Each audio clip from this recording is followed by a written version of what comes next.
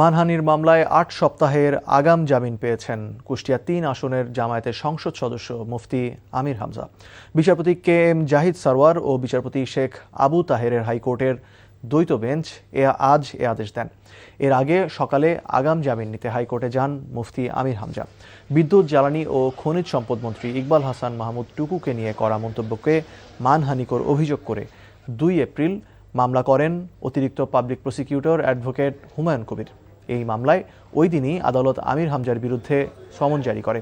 একই সাথে ২১ এপ্রিল আদালতে হাজির হওয়ার নির্দেশ দিলেও নির্ধারিত তারিখে আদালতে উপস্থিত হননি আমির হামজা। ফলে তার বিরুদ্ধে গ্রেফতারি পরোয়ানা জারি করা হয়।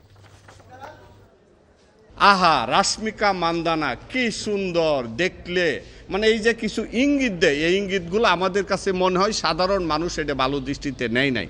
তো উনার মতন একজন ইসলামিক চিন্তাবিদ, আর উনি দায়িত্বশীল পদে থেকে, দায়িত্বশীল জায়গা থেকে এইসব কথা যাতে আর না বলে, কোর্টকে আমরা এটাই বলছি যাতে উনি পরবর্তীতে লাগামহীনভাবে ওইসব কথাবার্তা না বলেন।